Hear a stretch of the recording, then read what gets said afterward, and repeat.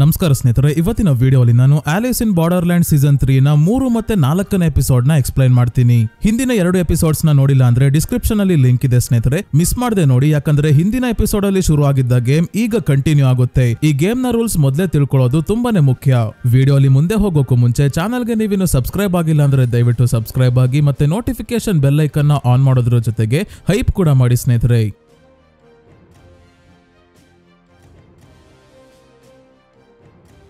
ಹಿಂದಿನ ಎಪಿಸೋಡ್ ಅಲ್ಲಿ ನಾವು ನೋಡಿದ್ವಿ, ಆರಿಸುನ ಟೀಮ್ ಅವರು ವ್ಯಾಕ್ಸಿನ್ ಕಾರ್ಡ್ ನ ಬಳಸಿ ಜಾಂಬಿಗಳನ್ನ ಕಡಿಮೆ ಮಾಡೋಣ ಅನ್ಕೊಂಡ್ರೆ ಅದೇ ಇನ್ನೊಂದು ಟೀಮ್ ನ ಇಬ್ಬರು ಜಾಂಬಿ ಆಗಿರೋರ್ನೇ ಹುಡುಕಿ ಸಾಯಿಸ್ತಿದ್ದಾರೆ. ಈಗ ಮತ್ತೆ ಆರಿಸುನ ಟೀಮ್ ಅಲ್ಲಿ ಇದ್ದ ಒಬ್ಬನನ್ನ ಜಾಂಬಿ ಮಾಡಿ ಕಳ್ಸಿದರೆ, ಯಾರು ಜಾಂಬಿ ಮಾಡಿದ್ದು ಇವನ್ನ ಅಂತ ತಿಳ್ಕೊಂಡು ಅವನನ್ನ ಸಾಯಿಸೋಕೆ ನೋಬುನ ಸೆಲೆಕ್ಟ್ ಮಾಡ್ತಾರೆ. ಯಾಕಂದ್ರೆ ಇವನ ಹತ್ರ ಶಾರ್ಟ್ ಗನ್ ಕಾರ್ಡ್ ಇದೆ.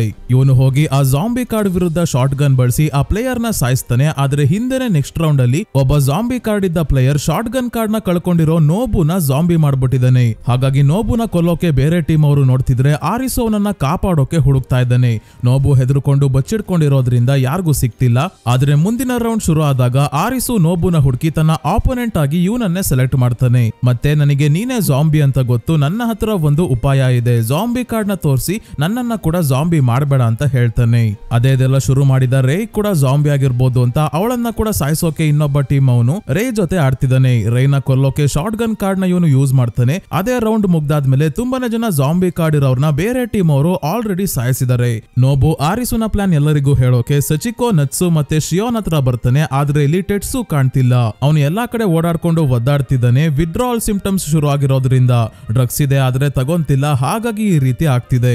ರೈನ ಆಪೋನೆಂಟ್ ಪ್ಲೇಯರ್ ರೈನ ವಿರುದ್ಧ ಶಾರ್ಟ್ ಗನ್ ಕಾರ್ಡ್ ನ ಬಳಸಿದ್ರು ಏನನ್ನೋ ಕಳ್ಕೊಂಡಿರೋರಂಗೆ ನಡ್ಕೊಂಡ್ ಬಂದು ಎಲ್ಲರಿಗೂ ಹೇಳ್ತಾನೆ, ನಮ್ಮೆಲ್ಲರನ್ನ ಅವಳು ಯಾಮಾರಿಸ್ಬಿಟ್ಲು ಅಂತ. ಆರಿಸು ರೈನ ಹುಡ್ಕೊಂಡ್ ಬಂದಾಗ ನೋಡ್ತಾನೆ ರೇ ಬದುಕೆ ಇದ್ದಾಳೆ, ಅಂದ್ರೆ ಇವಳು ಜಾಂಬಿ ಅಲ್ಲ. ಹಿಂದೆನೆ ನೆಕ್ಸ್ಟ್ ರೌಂಡ್ ಶುರು ಆಯ್ತು. ಆರಿಸು ಇವಳನ್ನ ಟಚ್ ಮಾಡಿ ಗೇಮ್ ಗೆ ಕೂರಿಸ್ಕೊಂಡಾಗ ನಮ್ಗೆ ಗೊತ್ತಾಗುತ್ತೆ ರೇ ಮೊದಲು ಹೇಳಿರ್ತಾಳೆ ನನ್ನ ಹತ್ರ ಜಾಂಬಿ ಕಾರ್ಡು ಇದೆ, ವ್ಯಾಕ್ಸಿನ್ ಕಾರ್ಡು ಇದೆ ಅಂತ. ಅದು ಸುಳ್ಳು. ಇವಳಿಗೆ ಗೊತ್ತು ಮನುಷ್ಯ ಯಾವಾಗ ಬೇಕಾದ್ರೂ ರಾಕ್ಷಸ ಆಗ್ತಾನೆ ಅಂತ, ಅದಕ್ಕೆ ಜಾಂಬಿಗೆ ವ್ಯಾಕ್ಸಿನ್ ಕೊಟ್ಟು ನಮ್ ಟೀಮ್ಗೆ ಸೇರಿಸ್ಕೊಳ್ಳೋಣ ಅಂತ ಹೇಳಿರ್ತಾಳೆ.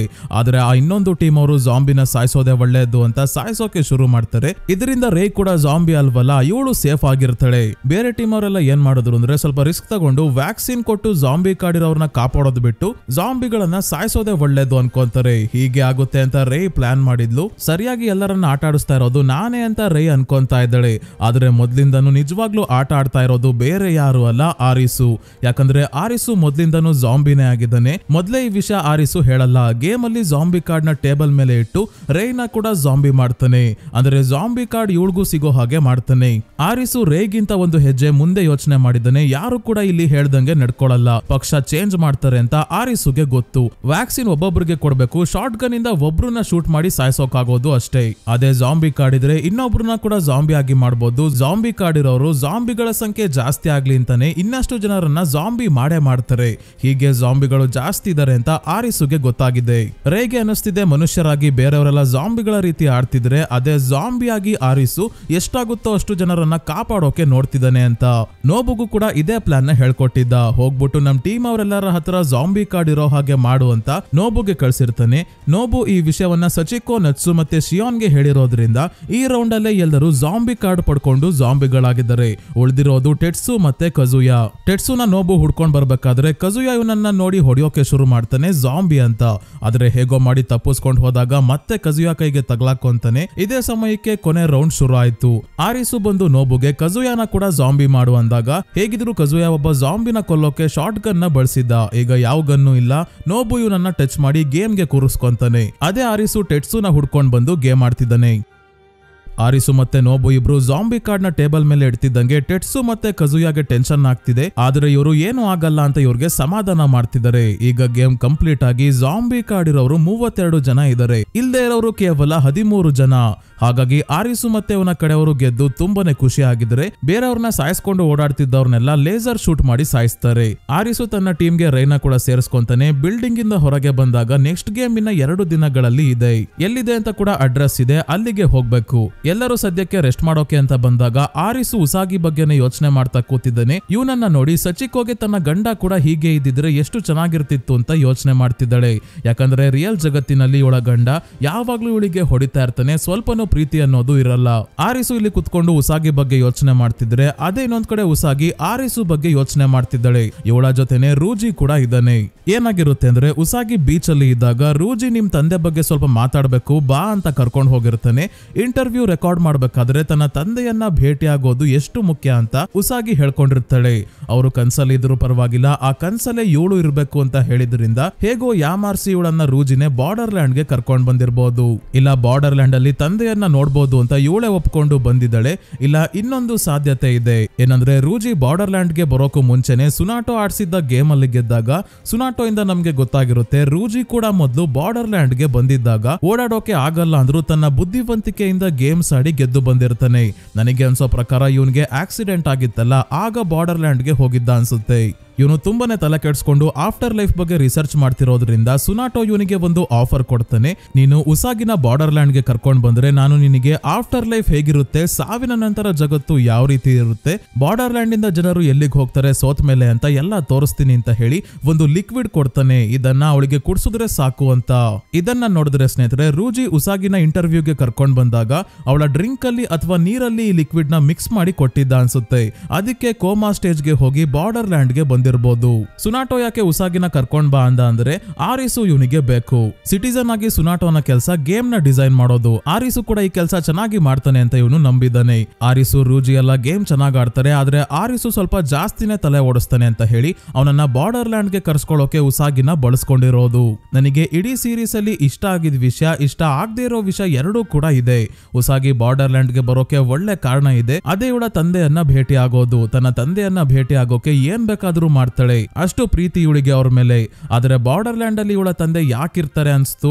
ಇವಳೇ ಒಪ್ಪಿ ಬಾರ್ಡರ್ ಲ್ಯಾಂಡ್ ಗೆ ಬಂದ್ಲಾ, ರೂಜಿ ಫೋರ್ಸ್ ಮಾಡಿ ಕರ್ಕೊಂಡ್ ಬಂದ್ನ, ಇಲ್ಲ ಸುನಾಟೋ ಕೊಟ್ಟ ಲಿಕ್ವಿಡ್ ನ ಇವಳಿಗೆ ಗೊತ್ತಿಲ್ದಂಗೆ ನೀರಲ್ಲಿ ಹಾಕಿ ಕುಡ್ಸುದ್ನ, ಇದೆಲ್ಲದಕ್ಕೂ ಉತ್ತರನೇ ಸಿಗಲ್ಲ. ಉಸಾಗಿ ಮತ್ತೆ ರೂಜಿ ಬಾರ್ಡರ್ ಲ್ಯಾಂಡ್ ಅಲ್ಲಿ ಕೊನೆವರೆಗೂ ಜೊತೆಯಲ್ಲೇ ಇರ್ತಾರೆ. ಅಂದ್ರೆ ನಿಮ್ ತಂದೆ ಬಾರ್ಡರ್ ಲ್ಯಾಂಡ್ ಅಲ್ಲಿ ಇದಾರೆ ಬಾ ಅಂತ ಹೇಳಿ ಖಂಡಿತ ಕರ್ಕೊಂಡ್ ಬಂದಿರಲ್ಲ. ಹಾಗೇನಾದ್ರೂ ಆಗಿದ್ರೆ ಉಸಾಗಿ ರೂಜಿ ಮೇಲೆ ಕೋಪ ಮಾಡ್ಕೊಂತಿದ್ಲು.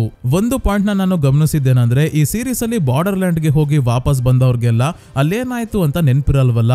ಅವರು ಬಾರ್ಡರ್ ಲ್ಯಾಂಡ್ ಅಲ್ಲಿ ಆಗಿದ್ದೆಲ್ಲ ಕೆಟ್ಟ ಕನ್ಸು ಅಂತ ಅನ್ಕೊಂಡಿರ್ತಾರೆ. ಪದೇ ಪದೇ ಕನ್ಸಲ್ಲಿ ಅದು ನಡೆದಿದ್ದು ಅಂತ ಹೇಳ್ತಿರ್ತಾರೆ. ಅಂದ್ರೆ ಉಸಾಗಿ ಕೂಡ ಕನ್ಸಲ್ಲೇ ತನ್ನ ತಂದೆಯನ್ನ ನೋಡ್ತಿರೋದ್ರಿಂದ ಅಲ್ಲಿಗೆನೆ ಹೋಗ್ಬೇಕು ಅನ್ಕೊಂಡು ಬಾರ್ಡರ್ ಲ್ಯಾಂಡ್ ಗೆ ತನ್ನ ಇಚ್ಛೆಯಿಂದಾನೆ ಬಂದಿರೋ ಹಾಗಿದೆ. ನಿಮಗೆ ಇದರ ಬಗ್ಗೆ ಏನನ್ಸುತ್ತೆ ಅಂತ ಸ್ನೇಹಿತರೆ ಕಮೆಂಟ್ಸ್ ಅಲ್ಲಿ ಮಿಸ್ ಮಾಡದೆ ತಿಳಿಸಿ. ರೂಜಿ ಮತ್ತೆ ಉಸಾಗಿ ಜೊತೆಯಲ್ಲೇ ಗೇಮ್ಸ್ ಆಡ್ತಿದ್ದಾರೆ. ಉಸಾಗಿಯ ಸಪೋರ್ಟ್ ಇಂದ ಕಷ್ಟ ಆಗ್ತಿದ್ರು ಕೂಡ ಹೇಗೋ ರೂಜಿ ಗೆಲ್ತಾ ಇದ್ದಾನೆ. ಅದೇ ಸುನಾಟೋ ಯಾವ ಬಗ್ಗೆ ಹೇಳ್ತಿದ್ದಾನೆ, ಉಸಾಗಿನ ಬಳಸ್ಕೊಂಡು ಆರಿಸುನ ಕರ್ಸ್ಕೊಂಡಾಯ್ತು. ಈಗ ರೂಜಿಗೆ ಒಂದು ಕೆಲಸ ಕೊಟ್ಟು ಆರಿಸು ಇಲ್ಲೇ ಉಳ್ಕೊಳ್ಳೋ ಹಾಗೆ ಮಾಡ್ತೀನಿ ಅಂತ. ಸೊ ನೆಕ್ಸ್ಟ್ ಗೇಮ್ ಇರೋದು ಟ್ರೈನ್ ಅಲ್ಲಿ. ಉಸಾಗಿ ರೂಜಿ ಮತ್ತೆ ಇನ್ನೊಂದಷ್ಟು ಜನ ಪ್ಲೇಯರ್ಸ್ ಟ್ರೈನ್ ಹತ್ತುತ್ತಾರೆ. ಗೇಮ್ ಏನಂದ್ರೆ ಟ್ರೈನ್ ನ ಕೊನೆಯ ಬೋಗಿಯಲ್ಲಿ ಎಲ್ಲರೂ ಇದ್ದಾರೆ. ಸೈರನ್ ಸೌಂಡ್ ಕೇಳಿಸಿದಾಗ ನೆಕ್ಸ್ಟ್ ಬೋಗಿಗೆ ಹೋಗ್ಬೇಕು. ಅದೇ ರೀತಿ ಒಂದಾದ್ಮೇಲೆ ಒಂದು ಬೋಗಿಗೆ ಹೋಗ್ತಾ ಇಂಜಿನ್ ಗೆ ಬಂದು ಡೆಡ್ ಎಂಡ್ ಸಿಗೋ ಅಷ್ಟೊತ್ತಿಗೆ ಟ್ರೈನ್ ನ ನಿಲ್ಲಿಸಬೇಕು. ಯಾಕಂದ್ರೆ ಡ್ರೈವರ್ ಇಲ್ಲ. ಆದ್ರೆ ಟ್ವಿಸ್ಟ್ ಏನಂದ್ರೆ ಇವರಿರೋ ಬೋಗಿಯಿಂದ ಇಂಜಿನ್ ವರ್ಗೂ 8 ಬೋಗಿ ಇದೆ. 8ರಲ್ಲಿ 4 ಬೋಗಿಗಳಲ್ಲಿ ವಿಷಕಾರಿ ಗ್ಯಾಸ್ ನ ರಿಲೀಸ್ ಮಾಡ್ತಾರೆ. ಉಳಿದ 4 ಬೋಗಿಗಳಲ್ಲಿ ಆಕ್ಸಿಜನ್ ರಿಲೀಸ್ ಮಾಡ್ತಾರೆ. ಇವರೆಲ್ಲರಿಗೂ ಹಾಕೊಳ್ಳೋಕೆ ಮಾಸ್ಕ್ ಕೊಟ್ಟಿದ್ದಾರೆ. ವಿಷಕಾರಿ ಗ್ಯಾಸ್ ನ ನ್ಯೂಟ್ರಲೈಸ್ ಮಾಡಿ ಇವರನ್ನ ಕಾಪಾಡೋಕೆ 5 ಕ್ಯಾನಿಸ್ಟರ್ಸ್ ನ ಕೂಡ ಕೊಟ್ಟಿದ್ದಾರೆ. ಈ ಕ್ಯಾನಿಸ್ಟರ್ ನ ತಮ್ಮ ಮಾಸ್ಕ್ ಗೆ ಹಾಕೊಂಡು ಪ್ರಾಣ ಉಳಿಸ್ಕೋಬಹುದು. ಆದ್ರೆ ಗ್ಯಾಸ್ ರಿಲೀಸ್ ಮಾಡೋಕು ಮುಂಚೆನೆ ಯಾವ ಗ್ಯಾಸ್ ಬರುತ್ತೆ, ಆಕ್ಸಿಜನ್ ನ ವಿಷಕಾರಿ ಗ್ಯಾಸ್ ಅಂತ ಗೆಸ್ ಮಾಡಿ ಮೊದ್ಲೇ ಮಾಸ್ಕ್ ಹಾಕೋಬೇಕು. ಗ್ಯಾಸ್ ರಿಲೀಸ್ ಆದ್ಮೇಲೆ ಹಾಕೊಳ್ಳೋ ಹಾಗಿಲ್ಲ. ಎಲ್ಲಾ ಬೋಗಿಯಲ್ಲೂ ಮಾಸ್ಕ್ ಹಾಕೊಂಡು ಹೋದ್ರೆ ಆಯ್ತು ಅಂತ ಅನ್ಕೊಂಡ್ರೆ ಪ್ರಾಣ ಉಳಿಸ್ಕೊಳ್ಳೋಕೆ ಕೇವಲ 5 ಕ್ಯಾನಿಸ್ಟರ್ಸ್ ಮಾತ್ರ ಇರೋದು. 5ನೇ ಬೋಗಿವರೆಗೂ ಕ್ಯಾನಿಸ್ಟರ್ ಹಾಕೊಂಡು ಪ್ರಾಣ ಉಳಿಸ್ಕೊಂಡು ಹೋಗ್ಬಿಟ್ರೆ ಆಮೇಲೆ ಉಳಿದ 3 ಬೋಗಿಯಲ್ಲಿ ಮಿಸ್ ಆಗಿ ವಿಷಕಾರಿ ಗ್ಯಾಸ್ ರಿಲೀಸ್ ಆಯ್ತು ಅಂದ್ರೆ ಕ್ಯಾನಿಸ್ಟರ್ ಇರಲ್ಲ. ಈಗ ನೆಕ್ಸ್ಟ್ ಬೋಗಿಗೆ ಬಂದಾಗ ಇಲ್ಲಿ ಕೇಜಲ್ಲಿ ಪಕ್ಷಿಯನ್ನ ಇಟ್ಟಿದ್ದಾರೆ. ಯಾಕಂದ್ರೆ ಗ್ಯಾಸ್ ಬಿಟ್ಟಾಗ ಅದು ಆಕ್ಸಿಜನ್ ಇಲ್ಲ ವಿಷಕಾರಿನ ಅಂತ ತಿಳ್ಕೊಳ್ಳೋಕೆ. ಆಕ್ಸಿಜನ್ ಆಗಿದ್ರೆ ಏನು ಆಗಲ್ಲ, ವಿಷ ಆಗಿದ್ರೆ ಪಕ್ಷಿ ಉಳಿಯಲ್ಲ. ಆಗ ಗೊತ್ತಾಗುತ್ತೆ. ಏನ್ ಮಾಡೋದು, ಮಾಸ್ಕ್ ಹಾಕೋದಾ ಬೇಡವಾ ಅಂತ ಯೋಚನೆ ಮಾಡ್ಬೇಕಾದ್ರೆ ಗ್ಯಾಸ್ ರಿಲೀಸ್ ಮಾಡೋ ಟೈಮ್ ಆಗ್ತಿದೆ. ಅದಕ್ಕೆ ಮೊದಲು ಎಲ್ಲರೂ ಮಾಸ್ಕ್ ಹಾಕೊಳ್ಳೋಕೆ ಡಿಸೈಡ್ ಮಾಡ್ತಾರೆ. ನೆಕ್ಸ್ಟ್ ಬೋಗಿಯಲ್ಲಿ ಯೋಚನೆ ಮಾಡಿದ್ರಾಯ್ತು ಅಂತ ಹೇಳಿ ಗ್ಯಾಸ್ ರಿಲೀಸ್ ಮಾಡಿದಾಗ ನೋಡಿದ್ರೆ ಪಕ್ಷಿಗೆ ಏನು ಆಗೇ ಇಲ್ಲ, ಆಕ್ಸಿಜನ್ ಆಗಿತ್ತು. ಒಂದು ಕ್ಯಾನಿಸ್ಟರ್ ವೇಸ್ಟ್ ಆಯ್ತು, ಇನ್ನ 4 ಉಳಿದಿದೆ. ನೆಕ್ಸ್ಟ್ ಬೋಗಿಗೆ ಬಂದು ಹಿಂದಿನ ಬೋಗಿಯಲ್ಲಿ ಆಕ್ಸಿಜನ್ ಇತ್ತು ಅಂದ್ರೆ ಇಲ್ಲಿ ವಿಷಕಾರಿ ಗ್ಯಾಸ್ ರಿಲೀಸ್ ಆಗ್ಬೋದು ಅಂತ ಹೇಳಿ ಮಾಸ್ಕ್ ಹಾಕೊಂತಾರೆ. ಇವರ ಗೆಸ್ ಕರೆಕ್ಟ್ ಆಗಿ ಇದೆ. ಗ್ಯಾಸ್ ರಿಲೀಸ್ ಆದಾಗ ಪಕ್ಷಿ ಸಾವನ್ನಪ್ಪುತ್ತೆ. ಸಮಸ್ಯೆ ಶುರು ಆಗೋದು ಮುಂದಿನ ಬೋಗಿಯಲ್ಲಿ. ಯಾವ ಗ್ಯಾಸ್ ಬಿಡ್ತಾರೆ ಅಂತ ಸುಮ್ನೆ ಗೆಸ್ ಮಾಡೋಕಾಗಲ್ಲ, ತಲೆ ಓಡಿಸ್ಬೇಕು. ಆದ್ರೆ ತಲೆನೇ ಓಡ್ತಿಲ್ಲ. ನಾವು ಕ್ಯಾನಿಸ್ಟರ್ ವೇಸ್ಟ್ ಮಾಡ್ಲಿ ಅಂತಾನೆ ಈ ರೀತಿ ಗೇಮ್ ನ ಡಿಸೈನ್ ಮಾಡಿರೋದು. ಮೋಸ್ಟ್ಲಿ ಇಲ್ಲೂ ವಿಷಕಾರಿ ಗ್ಯಾಸ್ ಇರಲ್ಲ ಅಂತ ಎಲ್ಲ ದೇವ್ರಿಗೆ ಬಿಟ್ಟು ಮಾಸ್ಕ್ ಹಾಕೊಳ್ಳಲ್ಲ. ಹೇಗೋ ಇಲ್ಲೂ ಆಕ್ಸಿಜನ್ ರಿಲೀಸ್ ಮಾಡ್ತಾರೆ ಅಷ್ಟೇ. ಇದೇ ಸಮಯಕ್ಕೆ ಪಕ್ಕದ ಟ್ರ್ಯಾಕ್ ಅಲ್ಲಿ ಇನ್ನೊಂದು ಟ್ರೈನ್ ಬರುತ್ತೆ. ಆ ಟ್ರೈನ್ ಅಲ್ಲೂ ಸೇಮ್ ಗೇಮ್ ನಡೀತಾ ಇದೆ. ಆದ್ರೆ ಅಲ್ಲಿ ಮಾಸ್ಕ್ ಹಾಕದೆ ವಿಷಕಾರಿ ಗ್ಯಾಸ್ ರಿಲೀಸ್ ಆಗಿ ಎಲ್ಲರೂ ನರಳಾಡಿ ಸಾಯ್ತಿರೋದನ್ನ ನೋಡಿ ಇವ್ರಿಗೆ ಭಯ ಆಗುತ್ತೆ. ಭಯ ಆಗ್ಲಿ ಅಂತಾನೆ ಟ್ರೈನ್ ನ ಕರೆಕ್ಟ್ ಆಗಿ ಇವರ ಭೋಗಿ ಹತ್ರನೇ ಕಾಣೋ ಹಾಗೆ ತಂದಿರೋದು. ಈ ಭಯದಿಂದ ಮಾಸ್ಕ್ ಹಾಕೊಂಡು ಕ್ಯಾನಿಸ್ಟರ್ ವೇಸ್ಟ್ ಮಾಡ್ತಾರೆ ಅಂತ. ಆದ್ರೆ ರೂಜಿ ಈಗ ಪ್ಲಾನ್ ಮಾಡ್ತಾನೆ, ಏನಂದ್ರೆ ಗ್ಯಾಸ್ ನ ರಿಲೀಸ್ ಮಾಡೋಕೆ ದೊಡ್ಡ ಗ್ಯಾಸ್ ಟ್ಯಾಂಕ್ ಎಲ್ಲಾದ್ರೂ ಇರ್ಬೇಕಲ್ವಾ. ಯಾವ ಬೋಗಿ ಮೇಲೆ ದೊಡ್ಡ ಗ್ಯಾಸ್ ಟ್ಯಾಂಕ್ ಇದೆ ಹೇಗೆ ತಿಳ್ಕೊಳ್ಳೋದು ಅಂತ ಯೋಚನೆ ಮಾಡ್ಬೇಕಾದ್ರೆ ಇಲ್ಲಿ ಒಬ್ಬ ಟ್ರೈನ್ ಬಗ್ಗೆ ಗೊತ್ತಿರೋ ವ್ಯಕ್ತಿ ಇದ್ದಾನೆ, ಟಾರೋ ಅಂತ. ಇವನ್ ಹೇಳೋದೇನಂದ್ರೆ ಇದು ಎಲೆಕ್ಟ್ರಿಕ್ ಟ್ರೈನ್ ಆಗಿರೋದ್ರಿಂದ ಮೇಲೆ ಪೆಂಟೋಗ್ರಾಫ್ ಇರುತ್ತೆ. ಅಂದ್ರೆ ಟ್ರೈನ್ ಗೆ ಕೇಬಲ್ ಇಂದ ಕರೆಂಟ್ ಎಳೆಯುತ್ತಲ್ಲ ಅದು.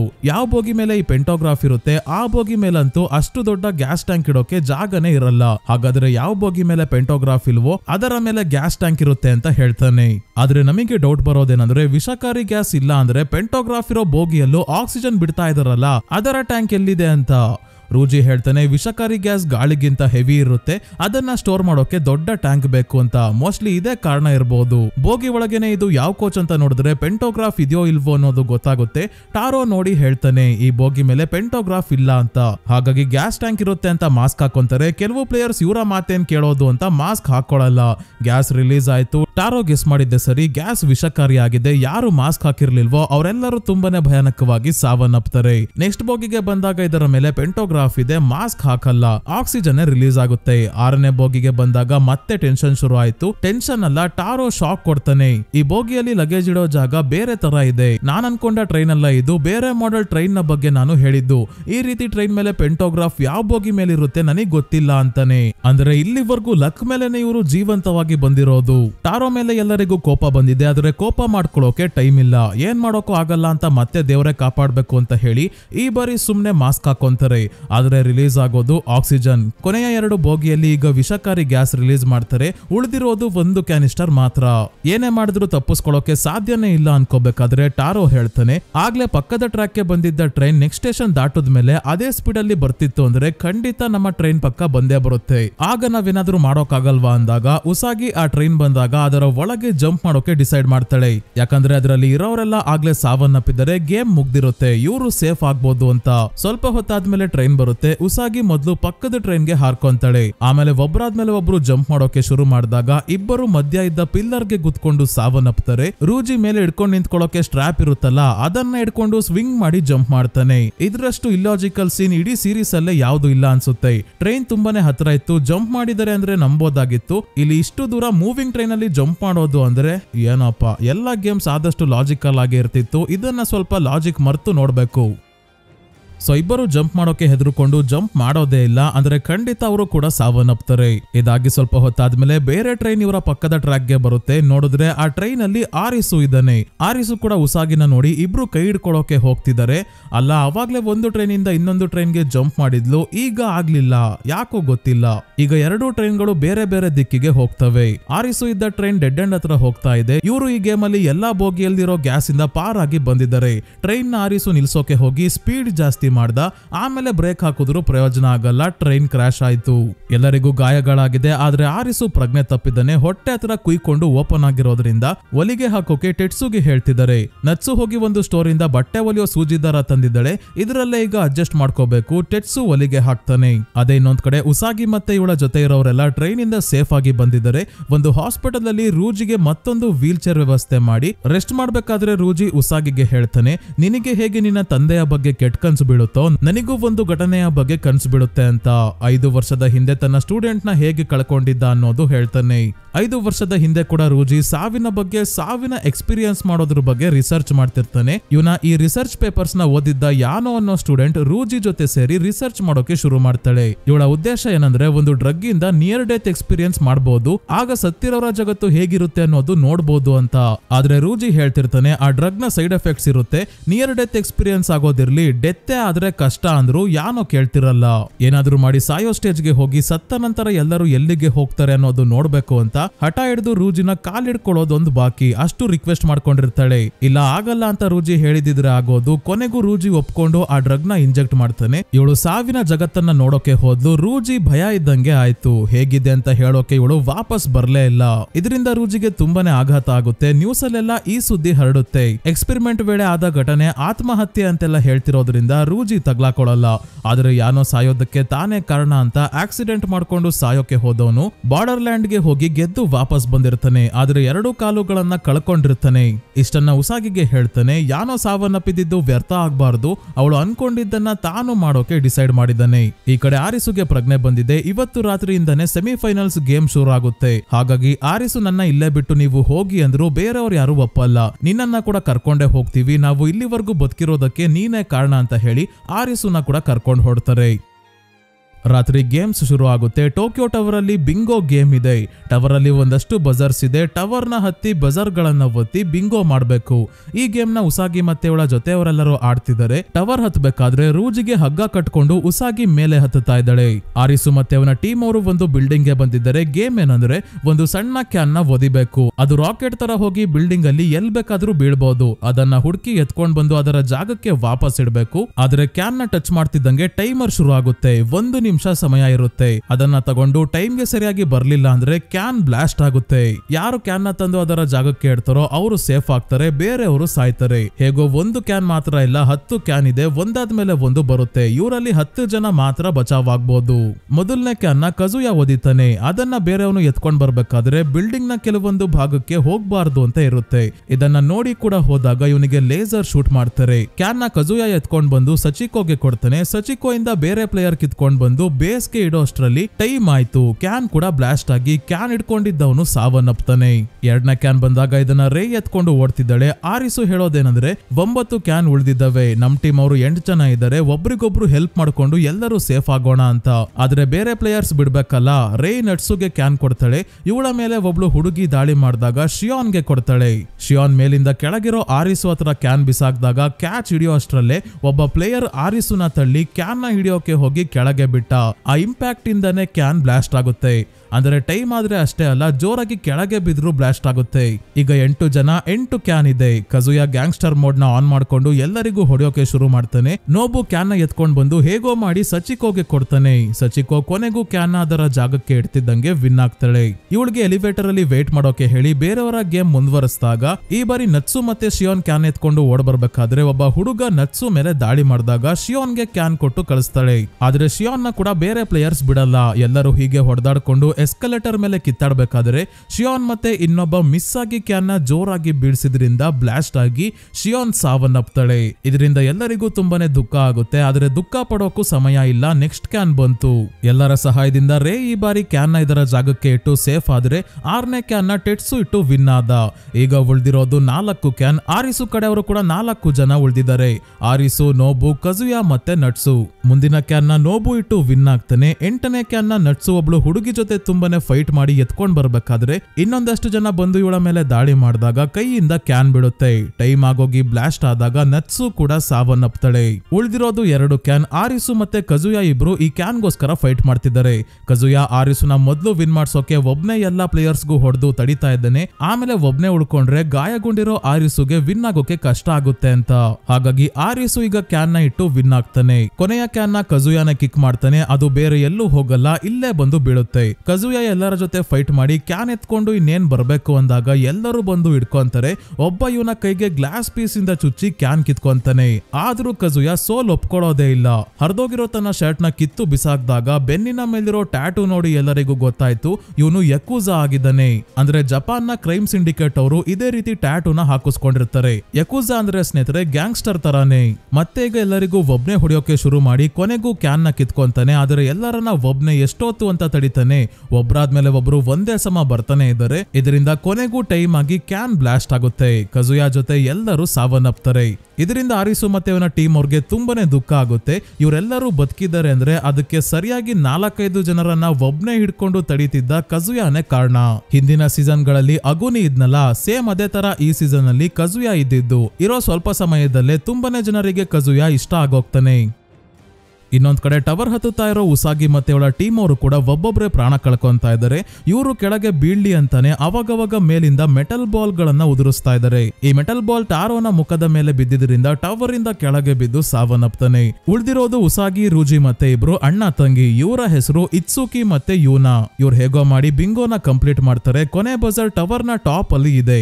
ಅದನ್ನ ಉಸಾಗಿ ಪ್ರೆಸ್ ಮಾಡಿ ಗೇಮ್ ನ ಕಂಪ್ಲೀಟ್ ಮಾಡ್ತಾಳೆ. ನೆಕ್ಸ್ಟ್ ಈಗ ಫೈನಲ್ ಗೇಮ್ ಇರೋದು. ಯಾವ್ಯಾವ ಗೇಮ್ ಅಲ್ಲಿ ಯಾರ್ಯಾರು ಗೆದ್ದಿದಾರೋ ಅವರೆಲ್ಲ ಒಟ್ಟಿಗೆ ಫೈನಲ್ ಗೇಮ್ ಮಾಡ್ತಾರೆ. ಹಾಗಾದ್ರೆ ಆರಿಸು ಕೂಡ ಉಸಾಗಿನ ಭೇಟಿ ಆಗ್ತಾನೆ. ಸೊ ಫೈನಲ್ ಗೇಮ್ ಹತ್ರ ಹೋಗೋಕು ಮುಂಚೆ ರೂಜಿ ಹತ್ರ ಸುನಾತೋ ಬಂದು ಹೇಳ್ತಾ ಇದ್ದಾನೆ, ಆರಿಸು ಇಲ್ಲಿಗೆ ಬಂದಿದ್ದಾನೆ. ಅವನಷ್ಟು ಒಳ್ಳೆ ಪ್ಲೇಯರ್ ಯಾರು ಇಲ್ಲ. ಅವನೇನಾದ್ರೂ ಇಲ್ಲೇ ಇದ್ದು ನಮ್ಮ ರೀತಿ ಸಿಟಿಸನ್ ಆದ್ರೆ ಒಳ್ಳೆ ಗೇಮ್ಸ್ ನ ಡಿಸೈನ್ ಮಾಡ್ತಾನೆ. ಅವನು ಇಲ್ಲಿ ಉಳ್ಕೋಬೇಕು ಅಂದ್ರೆ ನೀನು ಫೈನಲ್ ಗೇಮ್ ಅಲ್ಲಿ ಉಸಾಗಿಗೆ ಶೂಟ್ ಮಾಡಿ ಸಾಯಿಸಬೇಕು ಅಂತ ಗನ್ ಕೊಡ್ತಾನೆ. ಉಸಾಗಿ ಸತ್ತೋದ್ರೆ ಆರಿಸುಗೆ ರಿಯಲ್ ಜಗತ್ತಿಗೆ ಹೋಗೋಕೆ ಏನು ಕಾರಣ ಇರಲ್ಲ. ಆಗ ಅವನು ಇಲ್ಲೇ ಉಳ್ಕೊಂತಾನೆ. ಹೀಗೇನಾದ್ರೂ ನೀನು ಮಾಡಿದ್ರೆ ಸತ್ತ ನಂತರ ಜನರು ಎಲ್ಲಿಗೆ ಹೋಗ್ತಾರೆ, ಆ ಜಾಗವನ್ನ ಯಾರು ನಡೆಸ್ತಾರೆ ಎಲ್ಲ ನಿನಗೆ ತೋರಿಸ್ತೀನಿ. ಆಮೇಲೆ ನೀನು ಬೇಕಿದ್ರೆ ಇಲ್ಲೇ ಸಿಟಿಸನ್ ಆಗಿ ಇರು ಅಥವಾ ವಾಪಸ್ ರಿಯಲ್ ಜಗತ್ತಿಗೆ ಹೋಗು ಅಂತ ಹೇಳ್ತಾನೆ. ರೂಜಿ ಇಲ್ಲಿಂದ ಹೋದ್ಮೇಲೆ ಯಾಬಾ ಬರ್ತಾನೆ. ಈ ರೀತಿ ಈ ಜಾಗದ ಜೊತೆ ಆಟ ಆಡ್ಬೇಡ, ನಿನ್ ಖುಷಿಗೋಸ್ಕರ ಇದೆಲ್ಲ ಮಾಡೋದು ಸರಿಯಲ್ಲ ಅಂದ್ರು ಸುನಾತೋ ಕೇಳಲ್ಲ. ಅದೇ ಆರಿಸು ಮತ್ತೆ ಅವನ ಟೀಮ್ ಅವರು ಕೊನೆಗೆ ಮಾಡೋಕೆ ಒಂದು ಬಿಲ್ಡಿಂಗ್ ಹತ್ರ ಬಂದು ಮೆಟ್ಟಿಲುಗಳಿರೋದನ್ನ ನೋಡಿ ಮೇಲೆ ಹತ್ತಿದ್ರೆ ಸೀದಾ ರಿಯಲ್ ಜಗತ್ತಿನಲ್ಲಿ ಇರೋ ಟೋಕಿಯೋಗೆನೆ ಬರ್ತಾರೆ. ಜನರೆಲ್ಲ ಇಲ್ಲೇ ಇದ್ದಾರೆ. ಇದೇನಪ್ಪ ಅಂತ ಆರಿಸು ಕನ್ಫ್ಯೂಸ್ ಆಗಿದ್ದಾಗ್ಲೇ ಈ ಎಪಿಸೋಡ್ ಇಲ್ಲಿಗೆ ಮುಗಿಯುತ್ತೆ. ಮುಂದೆ ಫೈನಲ್ ಗೇಮ್ ತುಂಬಾನೇ ಕಷ್ಟ ಇರುತ್ತೆ. ಎಲ್ಲರೂ ಸ್ವಾರ್ಥಿಗಳಾಗಿ ಆಟ ಆಡುವಂತ ಪರಿಸ್ಥಿತಿ ಬರುತ್ತೆ. ಏನಾಗುತ್ತೆ ಅಂತ ಮುಂದಿನ ವಿಡಿಯೋ ಅಲ್ಲಿ ನೋಡೋಣ. ಆದಷ್ಟು ಬೇಗ ಕೊನೆಯ 2 ಎಪಿಸೋಡ್ ನ ಅಪ್ಲೋಡ್ ಮಾಡ್ತೀನಿ. ಈ ವಿಡಿಯೋ ನಿಮ್ಗೆ ಇಷ್ಟ ಆಗಿದ್ರೆ ಲೈಕ್ ಮಾಡಿ, ಚಾನಲ್ಗೆ ಸಬ್ಸ್ಕ್ರೈಬ್ ಆಗೋದ್ರ ಜೊತೆಗೆ ಹೈಪ್ ಕೂಡ ಮಾಡಿ ಸ್ನೇಹಿತರೆ. ಇದೇ ರೀತಿಯ ವಿಡಿಯೋವಿನೊಂದಿಗೆ ಮತ್ತೆ ನಿಮ್ಮನ್ನ ಭೇಟಿ ಆಗ್ತೀನಿ.